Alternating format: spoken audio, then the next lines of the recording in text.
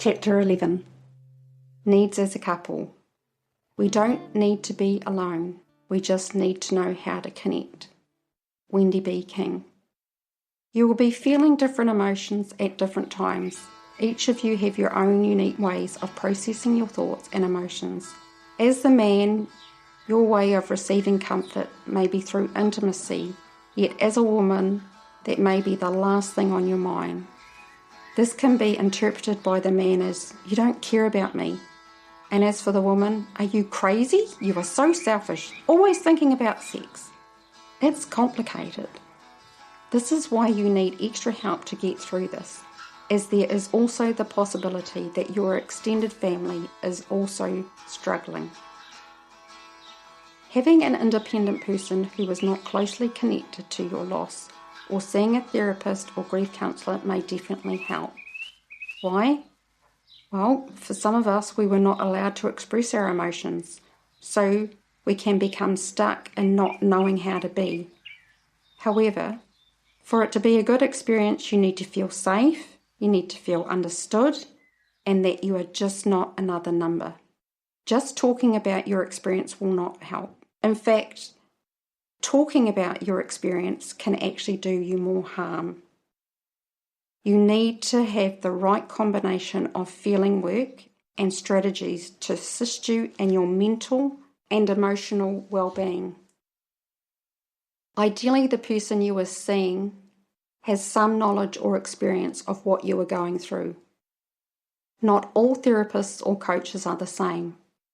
And do not be put off by having a bad experience with one therapist or a coach. Any relationship requires trust. In part 2, you will find tips to help you search for the right person for you. We need not only understanding, but a sense of belonging to a community or group where we can have fun, sing, dance, or explore nature in. Connection, understanding, and a sense of belonging is vital as isolation eats away at your soul. Your emotions. Do not be afraid of your feelings or emotions. Part 2 also goes into more depth about this. Why? In Remy Sharon Pearson's book, Ultimate You, her research shows that there are no negative emotions. She explains, all emotions have their place within you and all emotions are valid. To avoid some of them because they are too negative is to avoid aspects of yourself. I learned to have feelings without being disabled by them. This only happens when you learn how to feel your emotions. One of the biggest mistakes as a human race is being fearful of our emotions. We have been conditioned to be shamed for who we are. These emotions are biologically designed to be felt and leave the body. They are part of our physiology. Dr. Bruce Perry shares another important fact in his book, What Happened to You. Our brain is organised to act and feel before we think. This is how our brain develops sequentially from the bottom up.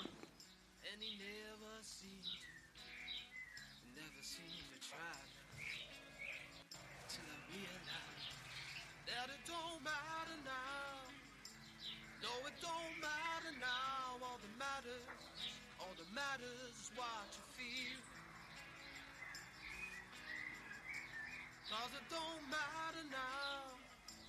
No, it don't matter now. All that matters is what you feel. From denial to acceptance. The major requirement for this journey is a willingness to let go of the attachment to your current experience of life. The biggest challenge is accepting the death of your child. It feels so final, it's so painful that you want to push it away out of your mind. You know that it has happened, but you don't want to accept it. I struggled with this for years. I had an internal warfare going on in my mind, trying to reason with my thoughts why it shouldn't have happened to me, and if only things could have been different. Literally, why me? In fact, my password for everything was the word hopeless, because 1, I wouldn't forget it, and 2, it was how I felt. But there was also another part to this that was buried deep inside that I didn't unravel for years, and that was my expectation of being a mama. My plan in my head of being a mama was ripped away from me. I was angry because this wasn't supposed to happen to me. Why me? I was a good person. I failed to realise in my young mind that being a good person had nothing to do with Emma dying. It was the disappointment and expectation in my head of how I thought things should have played out in my life, and it didn't.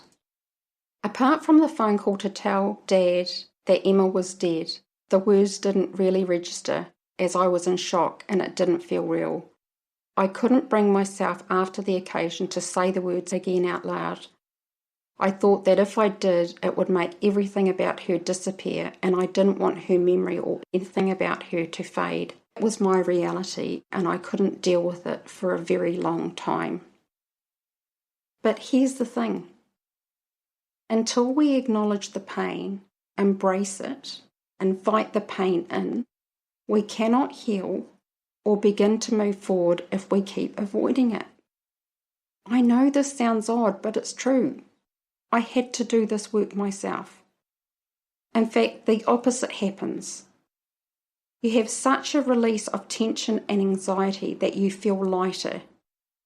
Your memory of them does not fade, and when you think about them, it doesn't hurt the same. You may or may not be able to do or say this right now, as it is confronting. But I want you to consider coming back to this section to do this exercise, or have a friend hold your hand, or just be with you, or close by when you have the courage to do it.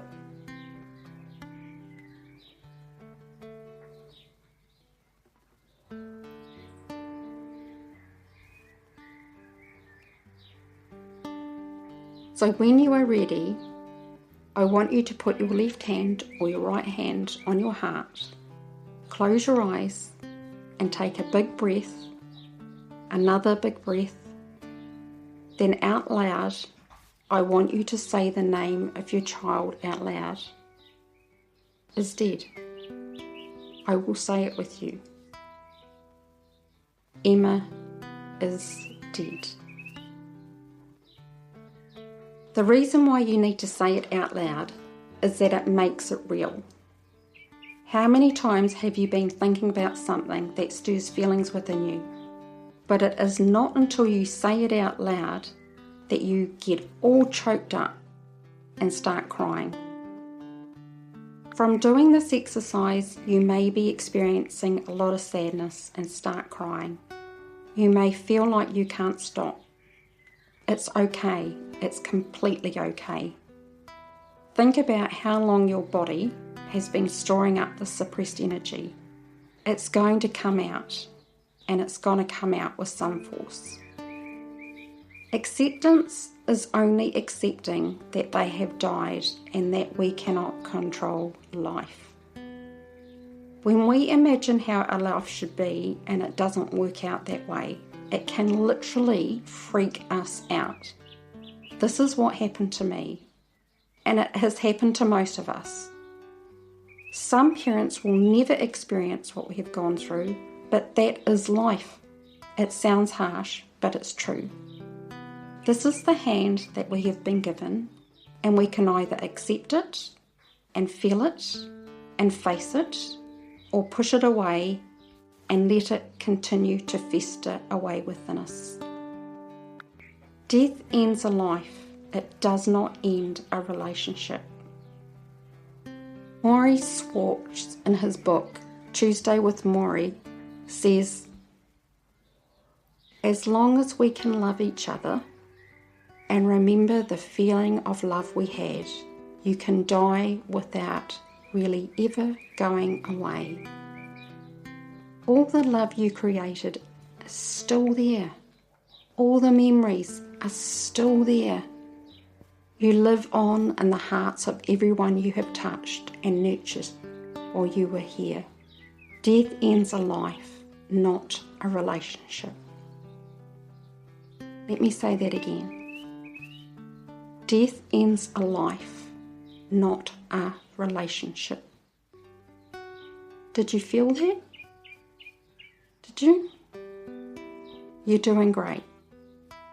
This is big. It is. Now, are you ready for another exercise? If not, just come back to it when you feel up to it. With your non-dominant writing hand, I want you to write a letter from your child to you. What would he or she say about you as their mama or daddy? If you are right-handed, use your left hand. If you are left-handed, use your right hand.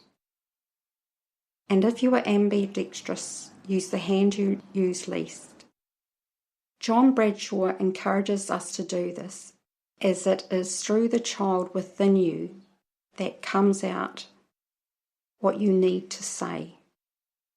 Turn the page to see what I believe Emma would have said to me. To my mummy, I know that you were feeling very, very sad and that you miss me terribly. I miss your smell, cuddles and tenderness. I'm sorry that I could not stay. My wee heart was tired, mummy, and it wasn't your fault that I got sick and didn't grow properly. I know that part of you has felt guilty for not realising that you had not been fully immunised before you became pregnant. But mummy, that is not your fault. You didn't know. I know that you only wanted the best for me, and you were the best mummy to me. I know you long to hold me, and that you miss my smiles and staring into my blue eyes. I loved melting into your beautiful hazel eyes, mummy. I saw and felt so much love and kindness in your eyes. You are so beautiful to me. Mummy, you have so much love to give. Please do not be overly sad, and please have more babies. The world needs more mummies like you. You would have done anything for me, anything. I would have loved to meet my new brothers or sisters, but they will have to wait. Be brave, mummy, and keep my memory alive. Please tell my new brothers and sister about me. They need to know that I was part of their family too. And mummy, if our story helps other mummies and daddies to stop feeling so sad and lost, help them, mummy. Help them see that they too have lots of love to give, just like you. They need help to understand that. You give the best hugs ever. I would have been 32 years old this year, mummy, and probably a mummy myself. I love you, I cherish you, and I will love you forever and ever. Love from your sweetest daughter, Emma. Now it's your turn.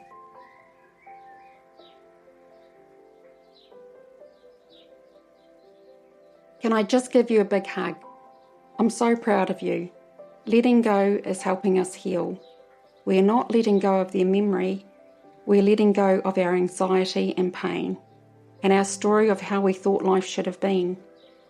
Telling our story to ourselves, writing, or sharing it with someone you can trust is so important, because as Dr. van der Kolk says, without stories the memory becomes frozen, and without memory you cannot imagine how things would be different. If now was not a good time for you to do this exercise, come back to do this when you feel okay. You've got this.